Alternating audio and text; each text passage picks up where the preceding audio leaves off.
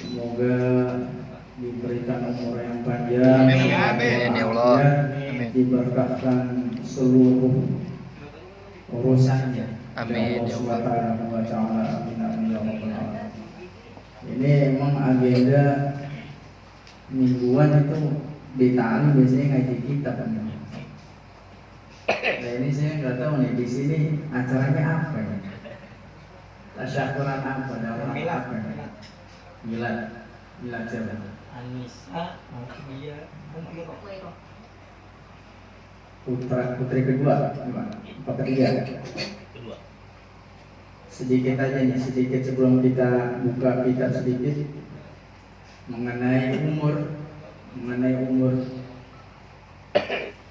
umur yang baik kata Nabi itu bagaimana? Khairukum man qala umruhu wa hasuna amalu. Kata Nabi, sebaik-baik kalian yang paling baik itu adalah orang yang panjang umurnya dan juga bagus amalnya. Panjang umurnya, bagus amalnya. Kita dikasih nikmat sama Allah, sampai sekarang masih diberikan sehat walafiat, panjang umur. Mari kita gunakan umur ini buat beramal sebaik-baiknya. Tentunya semuanya tuh ingin menjadi yang terbaik. Bawahan ke atasan pengennya menjadi yang terbaik. Atasan ke bawahan juga pengennya yang terbaik. Buat karyawan ya, buat pegawainya. Anak begitu juga pengennya yang terbaik buat orang tuanya. Begitu juga orang tuanya pengennya yang terbaik buat ngasih ke anak. Semuanya pengen yang terbaik. Dia pengen memberikan yang terbaik kepada orang-orang yang ada di sekitarnya. Lalu kata Nabi, bagaimana nih cirinya nih supaya kita menjadi yang terbaik di antara yang lain? Yaitu salah satunya ada hadis yang mengatakan yaitu khairukum man qala umruhu wa hasuna amaluhu. Yaitu orang yang panjang umurnya dan bagus amalnya. Mumpung kita masih diberikan umur, kita berusaha yang terbaik, kasih yang terbaik buat Allah. Nanti kita yang kita yang merasakan amal soleh kita yang kita kerjakan di dunia ini, besok kita rasakan itu kalau kita sudah tiada. Kita ambil manfaatnya dari amal soleh kita besok di akhirat. Pasti Allah akan ngasih yang terbaik juga, karena kita di dunia ini ngasih yang terbaik buat Allah. Nanti besok di akhirat Allah akan memberikan yang terbaik buat kita. Amin. Amin ya rabbal alamin. Lalu selain itu ada beberapa hadis yang mengatakan khairun. Yang paling baik. Begitu. Di hadis lain dinyatakan bahwa siapa itu yang paling baik lagi? Di hadis lain khairukum man ta'allama al-Qur'an wa 'allamah. Sebaik-baik kalian adalah orang yang belajar Al-Qur'an, habis belajar udah bisa wa 'allamah, diajarin tuh Al-Qur'an. Kita punya anak, kita ajarin. Meskipun kitanya cuma bisa alif bata, kita ajarin, itu pahala sedekah yang mengalir terus. Anak kita sepeninggal kita sudah tiada, berkat ajaran kita mengajarkan Al-Quran kepada anak kita yang meneruskan amalan kita. Meskipun kita tiada, anak kita terus yang membaca Al-Quran buat kita, ngalir terus pahalanya. Kata Nabi, khairukum man ta'allama al-Quran wa 'allamah. Sebaik-baik kalian adalah orang yang belajar Al-Quran, memahami Al-Quran, selang belum Al-Quran, makharijul hurufnya, sifatul hurufnya, tajwidnya, diajarin ya. Diajarin, belajar dan juga diajarin. Dan masih banyak yang lainnya berkaitan tentang hadis yang menyatakan siapa itu orang yang terbaik. Begitu juga ada di Al-Quran, itu salah satunya kuntum khairu ummatin ukhrijat linnas. Kamu itu adalah umat yang paling terbaik. Bagaimana itu menjadi umat yang terbaik? Yaitu ta'muruna bil ma'ruf wa tanhauna 'anil munkar.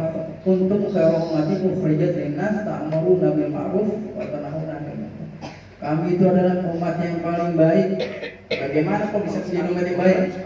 Umat yang paling baik adalah yang menyuruhkan kebaikan dan mencegah kepada perkara yang munkar. Itu beberapa hadis dan ayat suci Al-Quran yang berkaitan tentang bagaimana caranya kita menjadi yang terbaik, gitu ya. Lalu selain itu, yang bawa kitabnya buka, walaupun sedikit.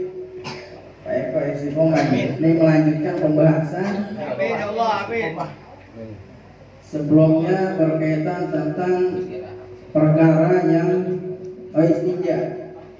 Sekarang itu wa min syuruti sholati at-taharatu minal hadatsil akbar. Ya. Sebagian syarat-syaratnya sholat, syarat-syarat sholat adalah bersuci minal hadatsil akbari, dari hadas besar. Ada syarat, ada rukun. Kalau syarat ini adalah sesuatu yang harus dikerjakan dari awal ibadah sampai akhir ibadah, harus ada di dalamnya. Itu syarat. Beda halnya dengan rukun, nggak dilakukan secara terus menerus. Ya. Kita salah satu syaratnya sholat adalah bersuci. Nah, bersuci harus ada dari takbir sampai salam, harus ada. Di tengah-tengah batal juga sholatnya. Di tengah-tengah kentut batal juga sholatnya, gitu ya. Termasuk dari syaratnya sholat adalah suci dari hadas besar. Suci dari hadas besar. Wa huwa al-ghuslu, yaitu mandi. Suci dari hadas besar itu bisa hilang dengan mandi. Mandi janabah atau mandi junub. Wa itul ghusla li rafil hadatsil akbari fardhon lillahi ta'ala. Lalu apa aja itu yang menyebabkan mandi wajib, yang menyebabkan mandi janabah? Waladhi yujibuhu khamsatu asya'a. Perkara yang mewajibkan mandi itu ada 5 perkara. Yang pertama khurujul mani, keluarnya air mani, baik sengaja atau tidak sengaja. Nah, kalau kita punya anak usianya sudah mau mendekati akil balik, namanya murahik, gitu ya. Anak yang sudah mau mendekati akil balik harus dikasih edukasi, gitu. Harus dikasih pengetahuan bahwasanya nanti kalau tidur, kalau ada yang keluar dari burung, ya keluarnya yang enak, dikasih edukasi, gitu ya. Harus dikasih pengetahuan, karena ini salah satu yang mendandakan bahwa anak itu sudah akil balik. Kalau sudah akil balik, orang tuanya anak itu wajib mengerjakan segala macam kewajiban. Segala macam kewajiban harus dikerjakan. Sudah akil balik. Nah, tandanya salah satunya adalah khurujul mani. Lah kalau sudah khurujul mani, baik sengaja atau tidak sengaja, tadi kayak huluk, gitu ya. Kalau tidak sengaja ya masturbasi, gitu. Nah, itu juga diwajibkan mandi. Nah, anak itu harus dikasih edukasi, harus dikasih pengetahuan. Tanda-tandanya ya enak, begitu ya, taladzuz, rasa enak keluarnya. Beda sama ketika kencing. Kalau kencing nggak ada enaknya. Tapi kalau keluarnya mani, keluarnya sperma itu ada taladzuz, gitu ya, merasa enak, ada enaknya. Ada enaknya. Nah, terus anak juga harus dikasih itu, kalau nanti kalau ada yang keluar ketika tidur, habis itu bukan istinja lagi, bukan cebok lagi, tapi mandi. Anak dikasih tahu mandi wajib itu begini niatnya, apa aja rukunnya, apa fardunya mandi apa aja, gitu ya. Harus dikasih edukasi. Yang pertama yang mewajibkan mandi adalah khurujul mani, keluarnya air mani. Ada 3 syarat itu. Ya, bisa dikatakan air mani ada 3 syarat.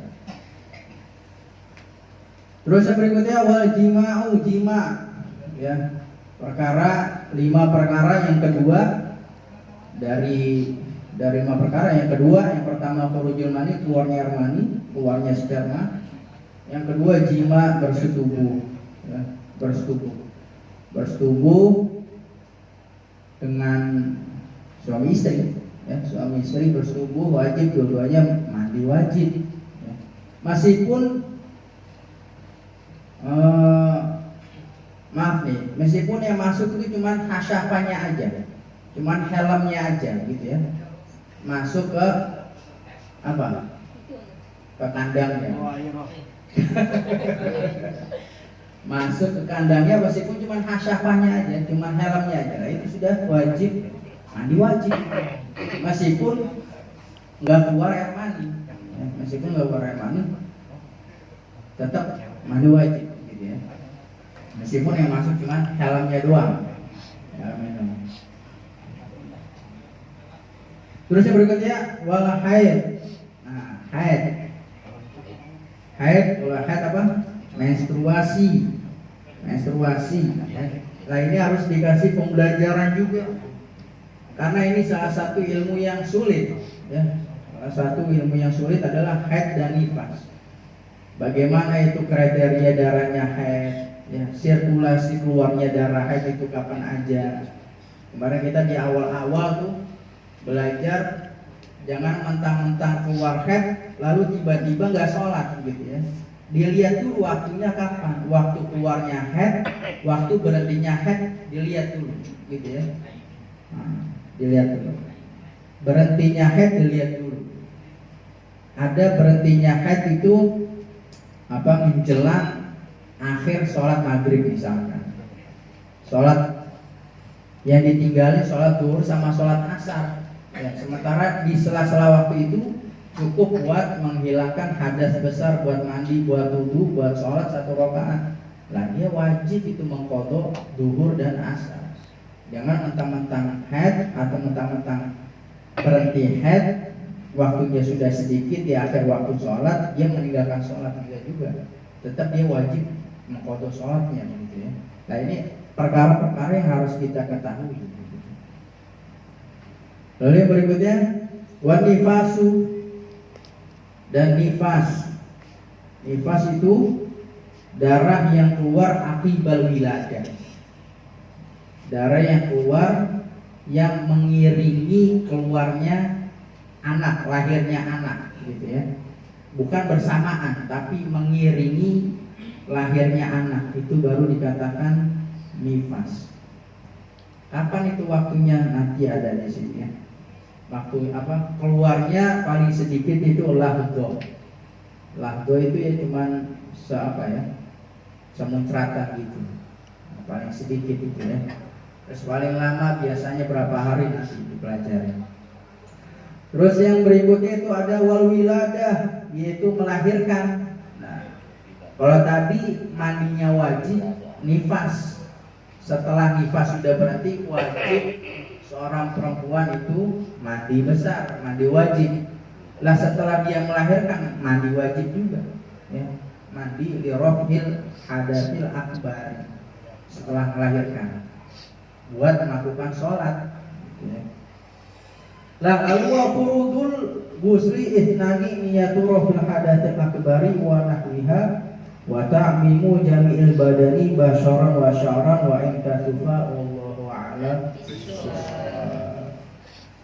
Ila anta astaghfiruka wa atubu ilaik. Subhana rabbika rabbil izzati amma yasifun wa salamun 'alal mursalin walhamdulillahi rabbil alamin. Ya Rabbana taqabbal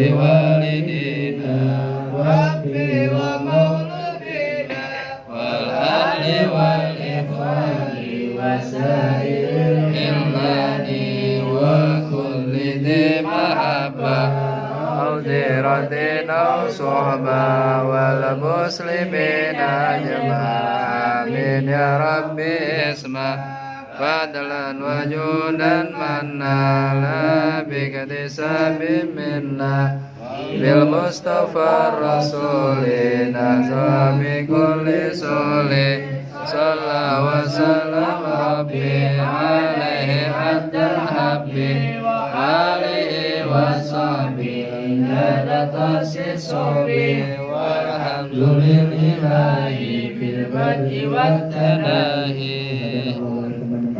Assalamualaikum warahmatullahi wabarakatuh.